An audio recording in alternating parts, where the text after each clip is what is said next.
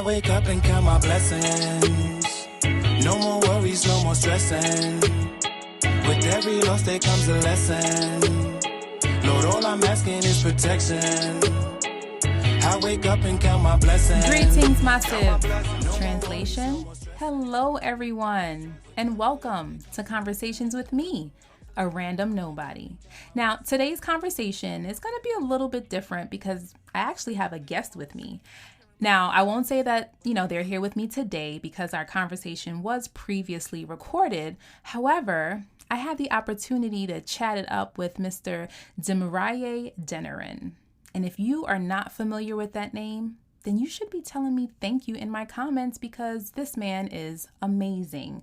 He is a filmmaker, movie producer, and so much more. I've seen 2 of his movies and I'm awaiting his next one.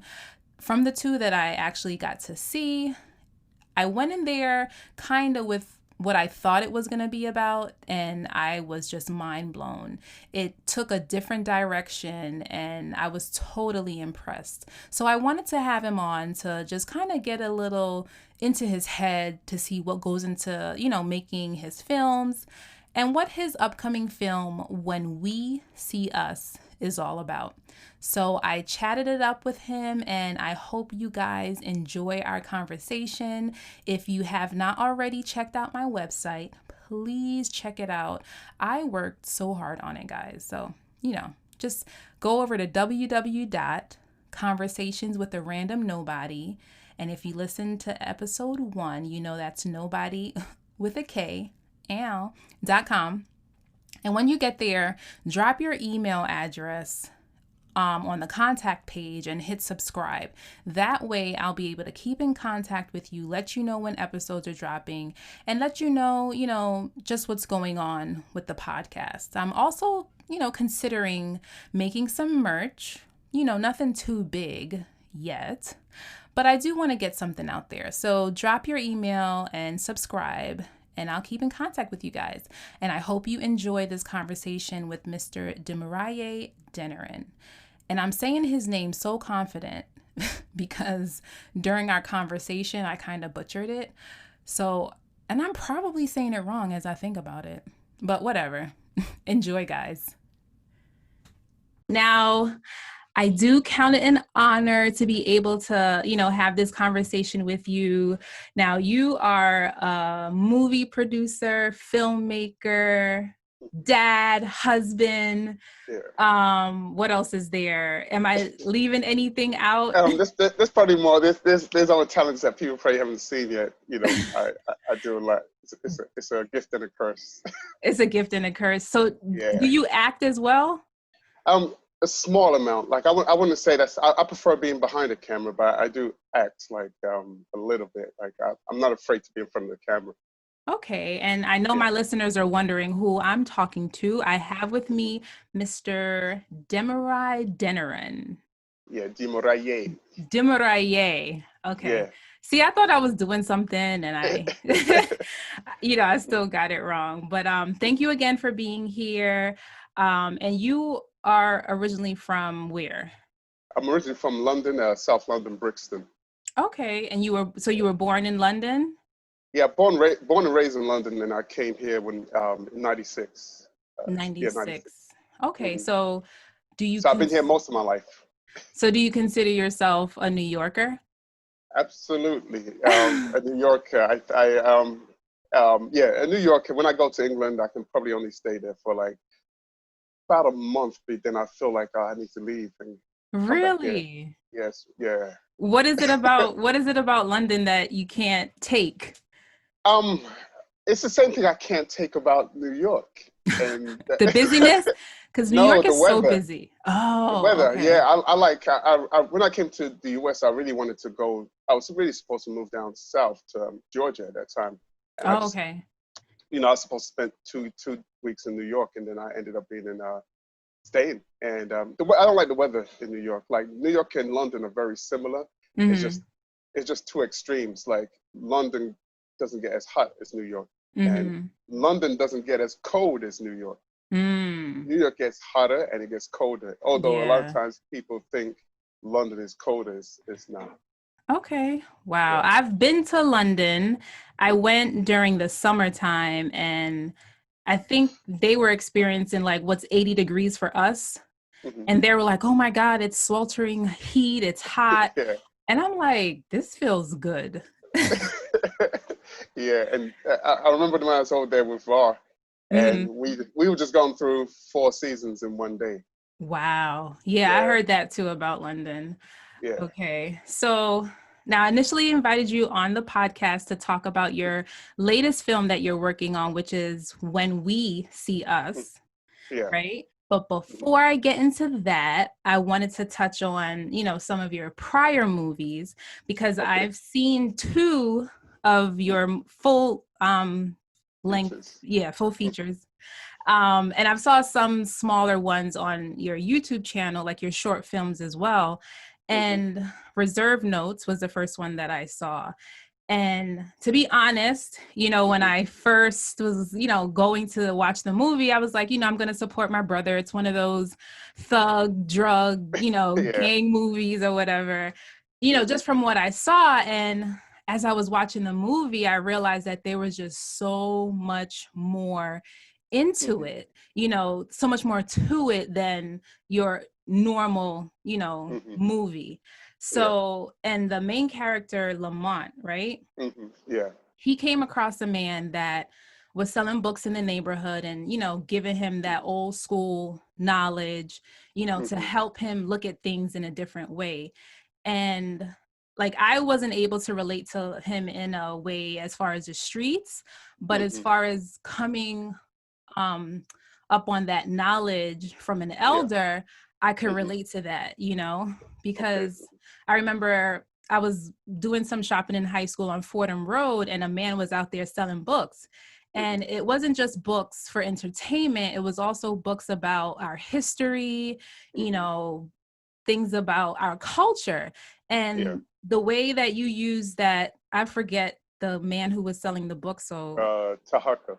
Tahaka. Okay, it's better. Mhm. I was gonna say book guy, so that's much Yeah. better. Mhm. All right. Tahaka, he, introduced Lamont to so much just through books. Mhm. And, I was wondering, as far as when it comes to your movies, you Mhm. know, there's kind of a lack in our society, in our communities of elders just being able to school, the Mhm. youth nowadays. So I was Yeah. just wondering if that's why what's the reason behind you incorporating that type of character Mhm. in that movie. That like all of my movies, I feel like artists. Every time I see an artist, like even if it's someone who illustrates, when I Mhm. look at their work, right? Like say if you're an artist and I see a picture that you draw of Malcolm X, I can see you Mm. in that work. I feel like artists always put themselves in the work Okay. unconsciously or consciously or unconsciously. They include themselves in that. They don't realize it, Mm. and people don't see it, but I see it's just very subtle where they add themselves. And so with my movies, I consciously add myself in there. So I add my experiences. So when you Okay. look at the character, most of the characters that I put in there, actually all of them to some degree, is either directly me or things that I've experienced. So with the elder, someone schooling him, that's something that I experienced at the age of Mm. 15. So at the age of 15, I experienced that. I grew up with my parents in the house. So I had both. I had, I'm Nigerian, but my tribe is Urobo. So Mm-hmm. I grew up with two mothers in the house. Okay, Okay. so a little different to what most people have. So but outside of that, I started boxing when I saw Mike Tyson fight, and I saw Nigel Benn. He was a British fighter. So I started boxing, and when I went to my youth club at that time, we had youth clubs, which was a really good thing because it kept me out of the equivalence of the projects. Because Mm-hmm. I used to hang in the projects. I used to hang in drug houses with my friends that they used to sell. I wasn't a Wow. seller, but I used to hang. Those were my friends, so Mm-hmm. I was there. So when they would get raided, I just happened to miss it. When the Mm. cops raid them, I just miss it. I was like on my way there and I miss it. Or there would be days where I just left and it got raided. And Mm. I started saying to myself, Mm-hmm. I'm gonna get caught here. And Wow. I'm going to be included in something that I'm innocent of. I'm just hanging in there. But Mm-hmm. so the boxing, the youth club, helped me to find something else to do. And it was there, my boxing coach, he put me onto consciousness. He opened my mind to a lot of information. Wow. And I always thank him. I like to give people their flowers while they're alive, something that we Mm-hmm. don't usually do. Mm-hmm. So that represents that part of my life where I had people who opened me up to knowledge. So that kind of leads me into what I wanted to ask you next about your inclusion of a lot of Jamaican characters. Yeah. So in Reserve Notes, there was Bucky. No. Reserve Notes Winston. was no. Was it no? It's I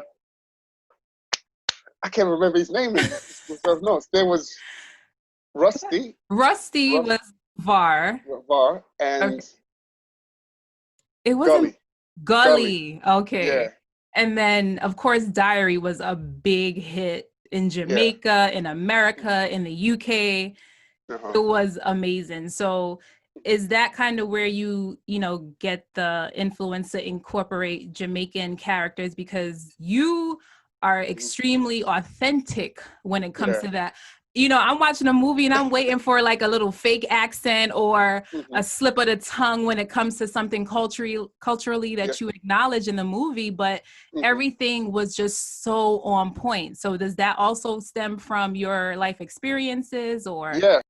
I knew Jamaican culture. So when it came to making a movie, I was like, I'm not going to have no fake disrespect Jamaican culture. I'm not going to disrespect it. And so even when we was getting ready to do part 2, which we're still in the process of really raising the money for part 2, which is way, way better. I had a producer that was doing it, and he wanted to bring in, I said, listen, the characters have to, the people who play Jamaicans, I want real Jamaicans. If they're not real Jamaicans, they must be authentically understand and can speak like the patois. Otherwise, I don't want them, because I'm not going to, absolutely. I'm not going to disrespect the culture. And he was like, yeah. And then he went and got someone from, I think, St. Lucia or something. And I heard her talking. I said, she's not Jamaican though. And she don't sound Jamaican. But doesn't fit. I just saw that he didn't, it wasn't important to him. He's worked on projects like Daredevil, Luke Cage, and it just wasn't important to him. And that's what I found in that industry. Is like, your movie isn't really important to them. It's just they get paid and move on. Okay. So wow, that's interesting that he doesn't really care about the authenticity like you do, because he's more about that dollar. Yeah I can't turn to my Jamaican friends and they look and be like what you do? They're actually right. like I know better. So it's like, what? Yeah. There was one part in, maybe it was Diary. I think it was in Diary when was it Bucky in Diary then? Yeah. Okay. Bucky. He said the national dish of Jamaica was I think rundown and breadfruit. And I'm feeling that was like a joke. Jess Sims, right? Jess Sims Suffens. Because she's Jamaican as well. So she put that in there. She put some things in. Yeah. So I would check. And there's another brother called Dwight. He also helped me with that. But he's the guy that got the bottle smashed over his head. So he helped also a lot with the lingo. That scene was a wicked scene. But I think that you do amazing with portraying, Jamaicans in their true form. So as a Jamaican, I was born in the Bronx, but the whole family's Jamaican. Yeah. I appreciate you. Thank you. Thank you. Yeah. And that's why I had to, when we first premiered it in Jamaica, and I said, when I went to Jamaica, Jamaicans were apprehensive because they saw that the title was Diary of a Bad Man, and they thought, okay, I'm disrespecting, just gonna show the stereotype, and I was like, no, trust me, I would never do that. They don't know you. They don't know you. That's it. So imagine me, I'm in front of like hundreds of Jamaicans in front of me in the movie theater, right? So they were really on edge. And then after it finished, they stood up and there was a round of applause. Yeah. And I felt good, because I felt good that it was premiered there first. And if the Jamaicans would have been like, nah, I don't know if I would have put it out because Wow. I think I needed that approval. Yes. Yeah. I think I needed that approval. And I think if you're going to do something like that, if you can, if possible, I think you should, get people from there and let them approve it, or let them work on the project to guide you right. Like check and say, is this authentic? Is that, like have Right. whatever, like Will Smith did a Nigerian that was terrible, and it didn't sound like a Nigerian. I don't know what accent that was. So they should have got somebody to. But I know how Hollywood works. It's about money. Yeah. So Yeah. that's unfortunate. Now you mentioned having people, to collaborate with to make sure what you're doing is, authentic or whatever. Now, when you go about creating a film, what's the process that goes into creating a Deniran film? Like before we started, you said that there's so many ideas that you have that, go through your head and things like that. So other than incorporating, your own life experiences, what else do you take into consideration when you are ready to, start writing and getting your characters together? Some ideas flow like water, meaning that it's in my head and doesn't matter how long it's there. The moment I get a moment to write, it's like it just pours down through my fingers into the keyboard and it just comes out, and I can write the first draft in about 7 days, 8 days. I can write the first draft of a movie. It just come out. Like Diary came out, it just flew out. It just flew out. Reserve Notes also flew out, and a few others now have just come out. So that's really how it works. And then depending on the subject, I would research the subject. If there's something I don't know, then I'm going to do as much research as I can to find out more about the subject. So there's a movie that I want to film in Nigeria. It's about human trafficking that happens between Nigeria and Italy. Wow. So I had to do a lot of research with that, and then I've got better with my writing. Like my writing has improved. Like I would say like 20-fold, maybe 50-fold. It's improved. Wow. So even Diary Part 2 is on a very different level. If I was to do Part 1 again, it would be different. It would be the same thing, but it'd be a lot different because every time I finish a project, I learned something that I wish I knew at the beginning before starting the project. It just seems to happen like that. So the moment I finish, I gain something. The writing is improved. So the characters. Now with characters, when I make characters, I'll write down the character and then I will give them an occupation. Like what's their occupation? Even give them a star sign. Even give them a zodiac sign. Really? Because to make them as real as possible, because each character has to be real. They have to, not everybody's like an onion. So nobody's really 100% good, and nobody's even 100%. Well, some people, I feel some people are just 100% bad. There's some wicked people in this world. Yeah. I feel like that, and they might have a little bit of good in there, but it's very low. I agree. So people are built with layers, and human beings are just complex. So a person, human beings are just very complex. So I just want to make the characters complex as well. Okay. So when you say it flows, are you actually writing or typing? Because I'm typing. I don't really like to write on paper because if I write on paper, then I hate to transfer it now. Gotcha. But I do write on paper because like I have this script right here that I have, and I've gone through it, and now I've marked it up and I've made notes and I realize, there's things I can insert. So I can do a little bit of writing, but most of it's on the keyboard. I do like to write on the train. I like to write in chaos. Wow. I really don't like to write at home, but I can. But I find something about New York subway system, the chaos there. I like writing, and sometimes I used to write in Starbucks. So I just like I think I have this kind of belief, like, I'm probably picking up on mental frequencies, people's thought waves and past thought waves that are there, and things that happen. Now, I follow you on every social media, Instagram, Facebook, YouTube, all of that good stuff. And normally when you are posting like a video, if it's not something that, you're doing, talking to someone on the streets of New York City, and you're just sitting down for a purpose, I always see you representing somebody's brand. And I think that's amazing because it's not like, okay, so I've seen like Green Line, No Fake Love, Vardon, NBLA, and I'm sure there are some that I'm missing. And that's like, if I purchase something from No Fake Love, I'll take a selfie and I'll post it and be like, that's my support. Whereas you will sit and record like a whole hour video, in that t-shirt, and not just for one day.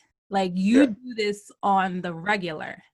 So I would want to ask you, I know support is important, but why is that so important to you to show that type of support, like that, continuous, and what does that mean to up and coming artists? What does that type of support mean to them?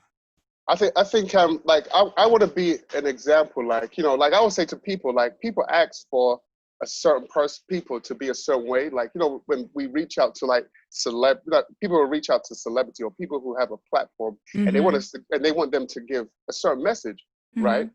Like and I would say to people, I'm that person, I'm just not there at that, but I'm that person, like I'm that person who's stubborn enough to who's like that can't be really bent into and controlled that way, that I'll be that person, in a sense of like a sacrificial lamb in a sense, because that's how you kind of got to be for our people, right?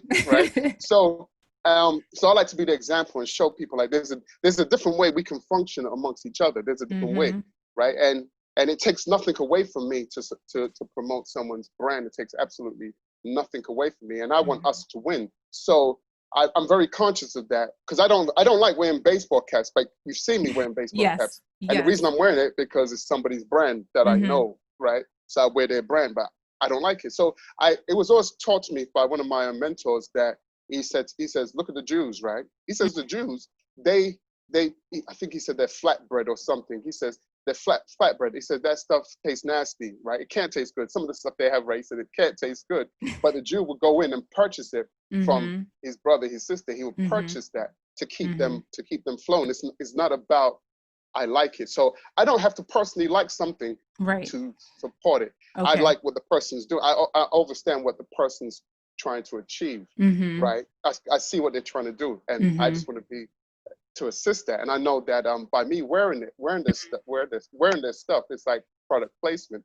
It's going to catch somebody into somebody's markets, in somebody's subconscious. So a person keeps seeing it, and they keep seeing it. Eventually, right? They'll stumble upon it, or they'll just ask me, where can I get that from? Which people have asked me, where can I like that fake love? Like, where can I get that from? And I just pass them on the details. So it helps. It's a support.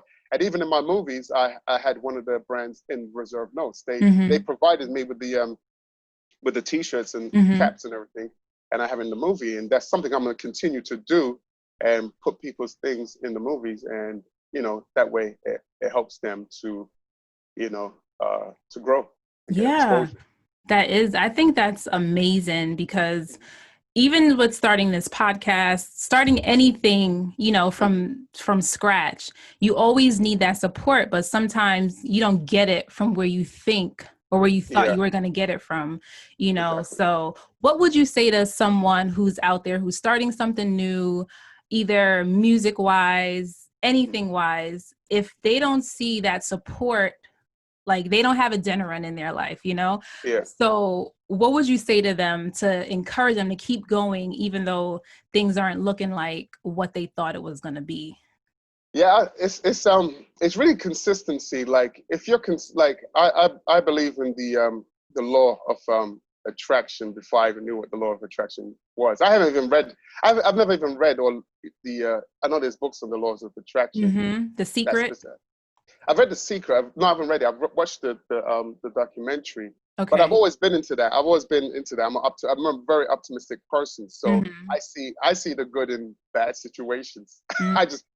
I can pull out the good, and I just can pull out the good, and people just look at Wow. me now. But I can pull out the good where it's necessary. Mm-hmm. And so it's important to be consistent, because I find like a lot of people are consistent, but what they're consistent at being inconsistent. That's the problem. So they're always inconsistent. So Wow. you gotta see things to the end, and you just have to have a plan, it's not a visual plan that you know every step, but Mm-hmm. it's a plan like, okay, every week, every Sunday or every Monday, I'm going to release a video or a podcast. Mm-hmm. I'm going, no matter what, I'm going to release that, Okay. right? It might be every 2 weeks, but stay with that, because human beings are creatures of habit. Mm-hmm. And the goal is to get it into your subconscious mind. Right. I remember learning how to drive a stick. In England, you have to drive a stick. If you drive an automatic, right, in England, you're not allowed to drive a stick. You got to get a separate license. Wow. You know, Oh, wow. because if you drive a stick, it's different. You got 3 pedals at the bottom and you got 5 gears, right? And you have to do so much, and it's like, this is going to be impossible. That's how it feels. But practicing, taking your driving lessons, repetition, consciously you're doing it, but then eventually your subconscious takes hold and it becomes second nature, and you just do it without thinking. And that's the goal for everybody, just to take what you're doing, do it consciously until you can feed it into their subconscious mind. And then your subconscious mind is going to take over. It's just like brushing your teeth. It's something that you have to consciously remember to do, but now you do it without thinking. Even like bathing is something that you feel like, no, you have to bathe. That's because it was trained in you to do that. If you wasn't trained, there's people that are not trained to take baths, right? And they don't do it. So it's like, oh yeah, I haven't bathed for like 3 days. Well, there's people that do that. There's some things habits. So human beings are creatures of habits. So you just have to build a habit. Just keep moving forward, because the creator will throw obstacles in your way. And those obstacles that are placed in your way is to let you know how weak you are. Wow. Or how strong you are. So if you give up, then you know how weak you are. You know where you have to improve. But if you move past it, then you know, I got some strength.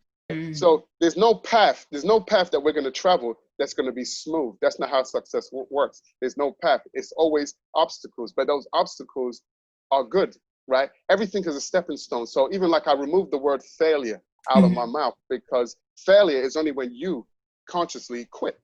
That's failure, right? So for instance, you see me try to raise money on crowdfunding and it didn't work, right? So somebody might look at that and be like, oh, he failed.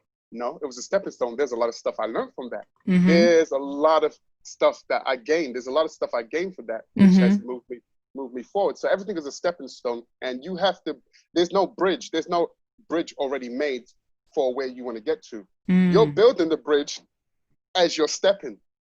So that's what they say, you have to step out in faith, right? And you have to have faith in yourself that you can do it and step forward, and don't be afraid of it not working the way you want it, but see the end result. You have to see the end result. And I say, focus on your goal. If you read anyone's story or listen to anyone's story, whether it's Tyler Perry, Jay-Z, whoever, right? All of their stories have adversity. You don't get there with no adversity.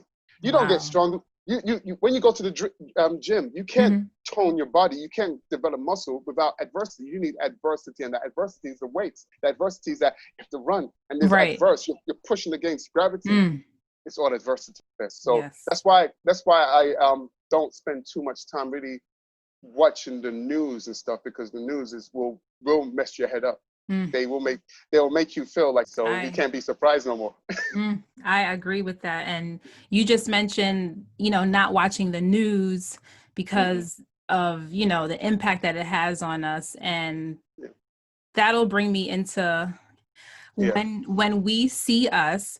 Now, when I saw the trailer, I was like, as far as the black on black crime. Yeah. And I looked at it and I was like, nah, Deniran, he ain't gonna say, there's something else. Like there's a hidden gem in there, like in reserve notes. Like he's gonna take it, a different way. So my first question to you is, what does the phrase black on black crime, what does that mean to you? when I look at black and black crime, what it means to me is us saying to us, stop killing us. Stop killing us, right? That's how I see it. I know how it's being used on a larger scale, where it's like, oh, it's only blacks that commit crimes, and there's always word, like the language is a spell, right? Language is really a spell. The English language is a spell. Like we spell words and cast spells like witches and wizards, right? And we use words to make sentences, and sentences is what you give to people when they commit a crime. They serve a sentence. So we serve a sentence in this language that we're speaking, but the sentence that we serve is in our minds. So we're locked in our minds through language, right? So they use that a lot. They use it a lot. And when it's been put out there, and I feel like we have to use our own powers. Like it's out there, then we must just say white on white crime. We must actively say it. We must actively say it. It's just like when they used to say Afro-American or African-American. One of my mentors would say Euro-American.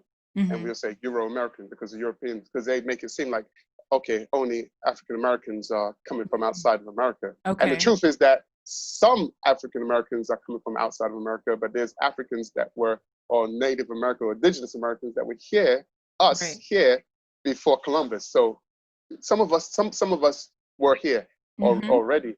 So we must just use the term and just say, which I'm going to do that, which is like, white on white crime, because white on white crime exists, right? So sometimes instead of include them in the same magic that they're using, use the same magic that they're using, just say white on white crime, white on white crime. It's like one of my friends who I met since 1996. He was 64 years old, Cyril Young. Oh, wow. But he was working in a homeless shelter. He was once homeless. And he taught me so much stuff. He taught me a lot of things. Like, I'm forever grateful to him. He got me over there to B-Boy Records. I used to be over there because he worked for B-Boy Records. B-Boy Records was the person who put out like KRS-One, Salt and Pepper, Jermaine Jackson. So I knew him, and I'd sit down with the owner, a black guy called Jack Allen, right? So he was recently killed July 4th. What? Right. I had spoken to him for 3 weeks. He's 64 years old. Very, very, very, very good guy. Very, extremely good. And he was murdered in his apartment. He was stabbed 23 times. His throat cut. What? And the police, and in the news report, in the newspapers, they didn't put all of that. They just said he was beaten to death. But the police said something else, and they didn't even tell us everything how his body was, because they said it was just too gruesome. Right. What? So whoever did it is somebody who he knew, and it's somebody who came in with a smile. Otherwise, he wouldn't let you in. He won't let you in. If you're mad at him or whatever, he would never let you in, because he would say, you're angry, and when you're angry, you might hurt me. So So that really did upset me, and it really was like, wow, Cyril. I just be like, wow, Cyril, 64, he's gone, not by natural causes. He just had a stroke last year, and he's gone. Then my friend's cousin, prior to him, my friend's cousin, she was 35, a mother of one. She was shot in broad daylight in Brooklyn by a guy wearing a blue wig, came out and shot her. She was walking with a 23-year-old guy, and they were both shot up and killed. Jesus. Right. And my cousin, my friend, a good friend of mine, he's like, that's his cousin, and she's a good woman. She don't deserve that. So it was just like, and after we even shot that, when we see us, that what you saw, that small piece, we shot that, and then we went to make a music video, right? And as we were finishing the music video, just at the end of the music video, some kids were running by me, and I got a feeling like something's wrong, but I didn't pay attention to it. So we still filming. We finished up. Then I'm with Greenline. There, and then the kids are running again. And Greenline, Neil was like, I don't like people running like that. That's that funny running. That's funny running. And then he's like, yo, the guy got a gun. So another kid was about to execute another kid on just right there in broad daylight, 3 p.m. Sheesh. 3 p.m. My children are out. My wife is there. Everybody has to run. Everyone has to run for cover. Wow. Outside the park. Yeah, everybody has to run for. And I'm like, I just filmed this thing. Right. So that happened, and I'm just like, wow. We gotta Absolutely. What an Yeah, experience. we gotta change that. And it's like, We have to and do it's like, better. yeah, like one of the guys I used to mentor, he was like from 18, he's now 20, 27. He don't always listen. Like if he watches this, and he always say to me, I said, you don't listen. I said, you're lucky because the things I tell you, I wish I had someone Mm, telling me that when I was your age, because I would just be in a different, very different yeah. place, a very different place. Hmm. So he said to me, like, he says, hey, that people might not want to hear this or like to hear it, right? But he says, I'm not really worried about the police. He says, I'm worried about, you know, of a black man. Mm, That's what he's worried about when he's walking, hmm. when he's out walking. He says, I'm only worried about the cops when I'm driving. He lives in Mm, New Jersey. He says, hmm. I said to him, I'm not really worried about cops on that level in my day-to-day actions because I don't Hmm. interact. I've never been stopped by a cop in New Hmm. York. In London, Hmm. yes. Different story. I remember one day as a teen being stopped 12 times. Mm. But What? in London, yeah, 12 times, right? I got stopped 12 times by different cops, right? And what we would do, right, is that when they stop you and they ask you for your name, I'd make up a long Nigerian name. Oh my And they would gosh. just be like, they just wouldn't write it down. They just, Uh, like, but being in the US, being in New York, I've only had one negative experience with a cop in Brooklyn. But with what my friend said, about his worries is that, yeah. um, it is like, like when I'm in the neighborhood, there's, like I don't really get approached. I know I have, I'm not saying that I'm invincible, but I know I Yeah. have a demeanor. I know my Hmm. predators, predators know, Hmm. predators look for prey and Hmm. they'll bypass someone who they feel is going to give them struggle, right? Exactly. I They agree. bypass that. And some of them are not conscious of it, but that's Hmm. what they do. Because we also, people always communicate on a nonverbal communication level. Hmm. Same way animals do it. A lion is not going to attack a rhino or a Right. big buffalo. They're going to go Right. for the weakest, the baby, or someone that's injured, right? Hmm. So that's what they do, right? But I'm always aware. I'm always, especially now, the way things are now because of the Hmm. pandemic, I see a bit more shady people, Mm. right? Shady people. So there is that aspect of ourselves that we, the cancer that's within our communities Mm. that we have to deal with. And the cancer in our community is not the majority. They're the Hmm. minority. They're really the Hmm. minority, Hmm. right? But that's what we get. That's what we get stereotyped into. Like this is black people, and it's like no. Right. And I guess even within reserved notes and diary, I wanted to show a different aspect of what goes on in our, Hmm. in our communities. And I have another one coming. Hmm. Uh, that goes into more that deals with our neighborhoods that it just covers a different aspect of our Hmm. day-to-day life because a lot of TV series or movies don't show the regular life The like right. the lady who may be a single mother but she's going to school and working a Hmm. job, Mm. you know Hmm. the Hmm. brother that's working, that he's not out there slinging. Right. There's more stories like that than Right. There's got people so sling.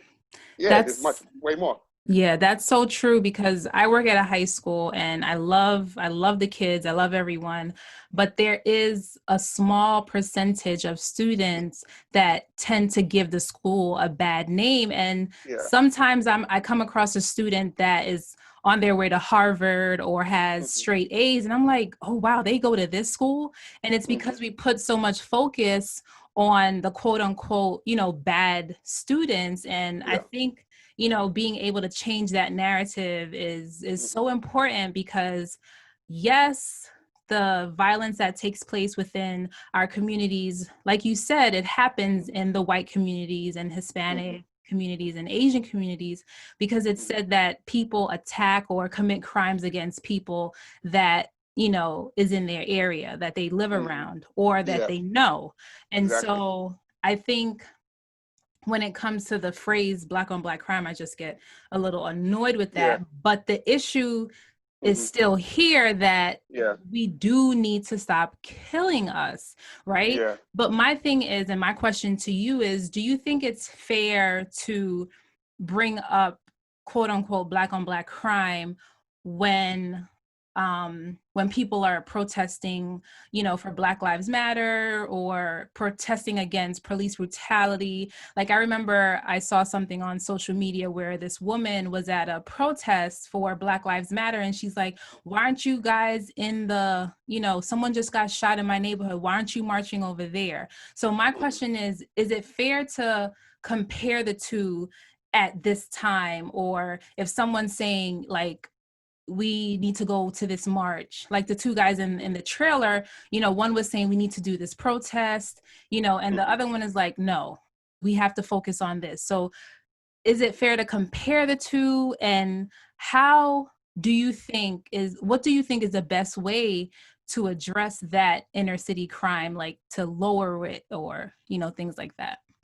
I think like I see what people like. I sort of the one where the lady was saying over there, and I think like if I don't know who the organizers are for Black Lives Matter, but I see what like, and that's like a very large, a lot of people feel. They feel like, okay, there's these crimes happening in Black neighborhoods, right? But they never get. I think that what people are frustrated with is that they never get the same energy over there. They never get that focus over there, and they would like to see that focus too over there, and not just when, not just when it's done by the hands of a police officer or a white police officer. And I think I've seen people who were of that lifestyle make that change, and they become really the best ones equipped to go in there to turn it around. Wow. So even in the trailer that we did, the DMX one, that's DJ Superior, there's a guy in there that has all the tattoos on his face. His name is Jawi Morris. Jawi Morris, right? He was a blood leader in Newark. He was a big time blood leader, right? And but he spun his life around, right? He was indicted for homicides and stuff, and he was looking at some time, but he was cleared, but he turned himself around, and now he goes around the world speaking to youth in gangs and stuff. They actually, the president of Belize flew him in, and in 4 months he brought down the death toll in their country, because they have like Bloods and Crips and that over there, and he was able to bring that down. Really? So yeah. Do you think right? So yeah. Do you think that could happen here in some of our tough neighborhoods? Yeah, it can definitely happen, and it has to be. I feel like you can't tell like celebrities what to do. Like a lot of the rappers, like the music we have is a lot of it is poison, right? It became poison. Poison. But there's it takes someone who knows that language, who knows that lifestyle, that they respect. Just like the same way I had my mentor. Yeah. And he was down to earth and someone I could relate to. We could relate to, and he taught us a lot. So that is the same thing that's really needed. And programs, and really just fixing the relationship between Black men and Black women. That's like, it starts in the house. Do you also, so as far as the relationship with Black women and Black men, I think that is extremely important. And then also poverty. Yeah. And people that are living in these inner city communities, impoverished neighborhoods, their basic needs, some are not even being met. So if I have to worry about water or where my food is coming from, or even where I'm going to sleep, can I even care about Black Lives Matter, a protest?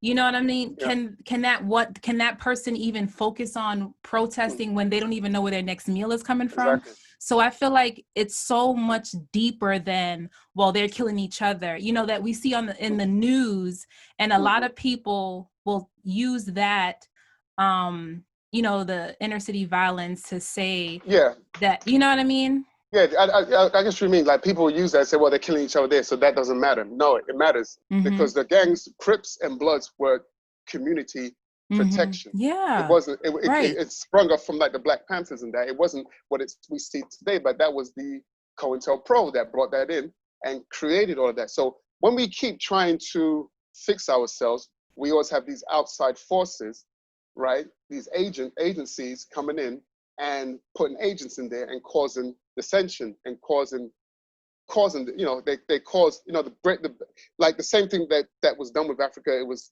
separated and divided and then conquered. And we cannot forget about slavery, because the effects of slavery are still happening. Right. And it's like you and I and so many other people can understand, how our history has been changed to fit a certain narrative. And when we as Black people address it to to the white community and to others, they look at us as if we are speaking gibberish, as if what we're saying is a lie. And they don't take the time to understand the hurt, the pain, the PTSD, all of these effects that slavery, race, all of this that it has on us. They look at us as if, what are you talking about? Yeah. Do you see that changing? How do you feel about that? And what can we do to address that? Because it's ridiculous. But I know there's a disconnect. I don't know if they could ever really fully comprehend it, and I don't know if they could fully comprehend it. I don't know. I don't know. It's just frustrating. Because they I think with them, they have to listen more than talk. They just have to listen and absorb. Okay. And just absorb instead of like trying just to contradict or come against what we're saying. It's just like when they say the white lives matter. Yes, white lives matter, but when you say it, when you bring it up to counter somebody saying this, then it's just like this is what we're saying this, and people do these things it's like, but this is the subject. This is the subject. Right. Like even to the point where I say like white guys are too shot by cops. I've seen that. I've seen it. I've seen it where police are there's certain police that abuse their power. But it's just like when it happens to us, of course, we make a fuss over it. We make a big stink over it. My question was to them sometimes is like, okay, it happens back to you guys. I know, and they say the news don't show it, but why don't you protest? Why don't you do a protest? Right. Why don't you do a large protest? Yeah, we'll support you. Yeah, why are you doing it only when? Why are you saying it only when it happens here on our side? That comparison, it drives me crazy. Yeah, it's like, don't compare. It's like if something happens, just get up and learn. Take a page out of our book and just do the same thing. Right. And then you'll probably come to the agreement that the police need to be restructured. They need more training. That would be absolutely. The end result would be. The end result, instead of arguing like, no, this matters, that matters, is that police brutality or torture. There's something wrong there. I have a book by a top police officer. I think he's in Canada now or something. His life was threatened, but he goes into that. It's got about having my books. I bought it. I've had it for a while, and he's a top police. I think he was a captain, and he goes and confirms a lot of the stuff, and his life was threatened because he exposed it. Wow. That's just mind-boggling, because you have people and police officers, that are saying we're all not like that. Right. And we know this because there are a ton of good police officers. But like I was saying, even at the school that I work, it's like that small percentage of bad students get highlighted. And it's the same within law enforcement. That small percentage that's doing bad kind of makes everybody, look bad. So many regular working folk are afraid to say things because they're afraid like they might lose their job. Right. But the bigger the paycheck, the more quiet people become. When people have less to lose, they're more vocal. So you have many entertainers, right, who was once vocal, but now the paycheck, they become less vocal. They become like, oh, I'm afraid. So I just feel like I just couldn't be one of those people. Like, I'm gonna be vocal. I just feel that, I'm not like Nick Cannon where I have to backtrack. Right. Okay. If I say what I say, if I'm gonna say what I'm gonna say, I meant it, and I said it. No, you're not getting an apology. Right. If I said it, I thought about it, I said it because I thought about it. It wasn't by accident. I didn't say what I'm going to say is not going to be by accident. Right. It's going to be, unless it's something that is like really out there, and I'd be like, okay, I'll be like, yeah, I was bugging. I'd be like, yo, I was bugging, but because I'm okay. I can be corrected. Mm-hmm. I won't hold it to something that is wrong. I'd be like, oh, you show it to me. I'd be like, oh, okay, I can stand corrected anytime.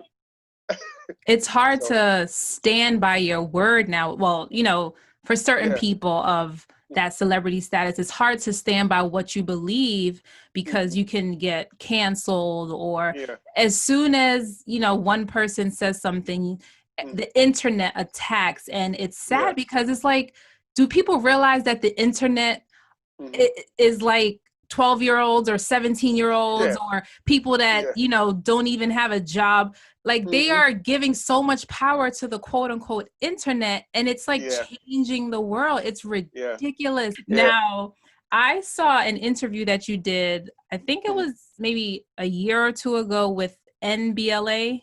Okay, so he asked you, what advice would you give to the 16-year-old Deniran? And you answered, you would make sure that, you knew about financial stability and things like that. Now, my question to you is, given everything that's going on now, the current climate of our country, would you still give yourself that same advice, or would you add a little something more to, more than financial stability?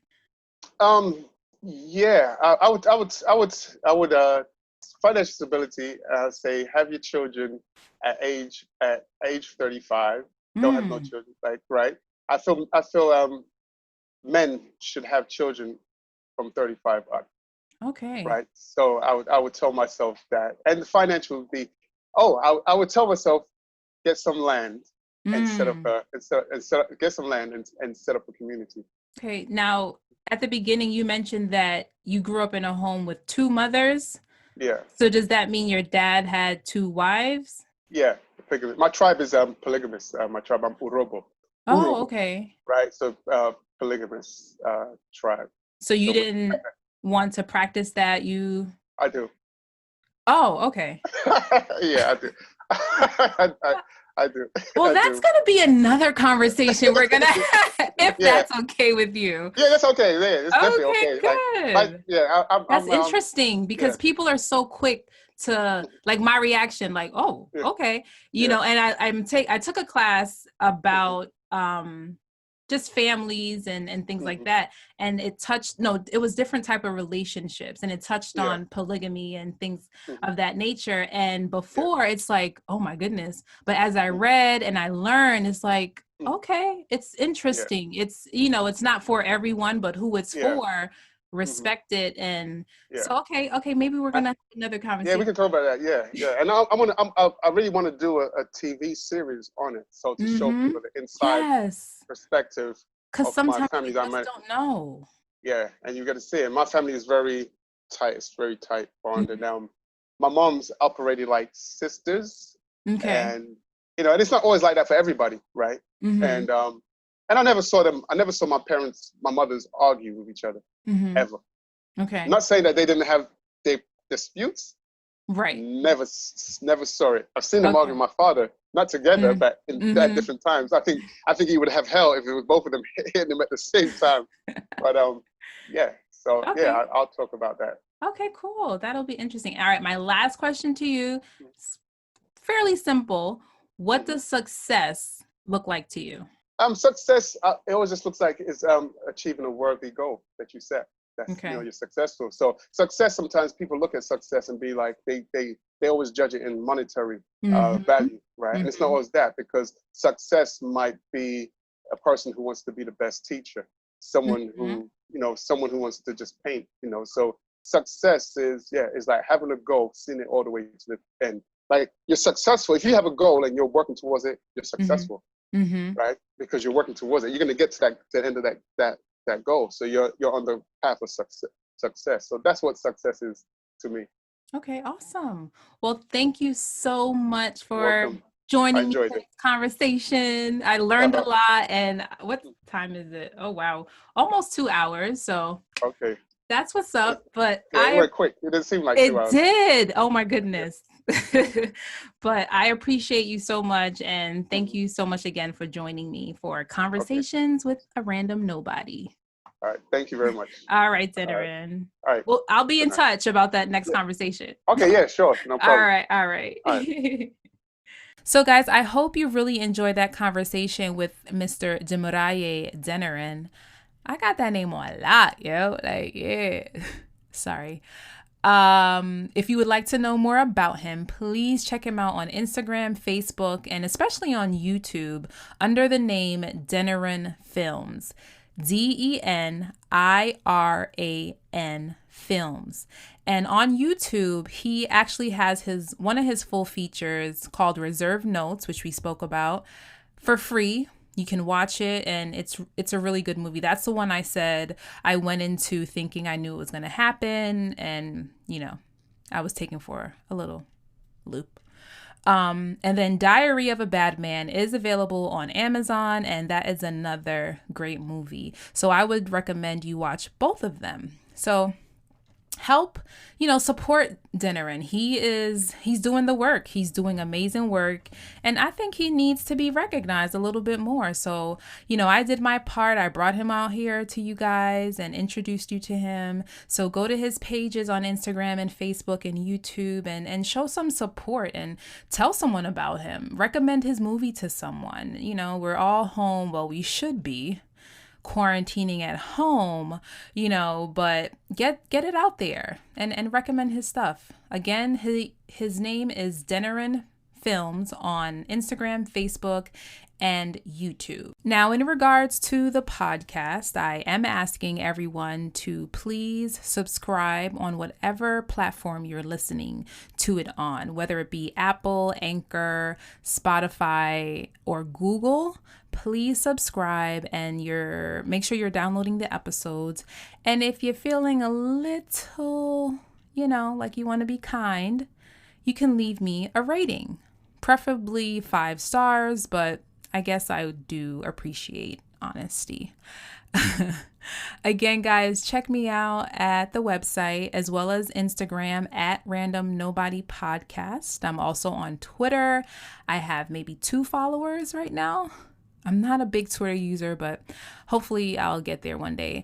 I am Random Knowbody 1 on Twitter. So check the website out. Check me up on Instagram and Twitter. And I will see you guys on the next episode of Conversations with me, a Random Nobody. Started from the bottom, look where we end up, on top like Pac. All eyes on us, blessings. No more worries, no more stressing. With every loss there comes a lesson. Lord, all I'm asking is protection. I wake up and count my blessings.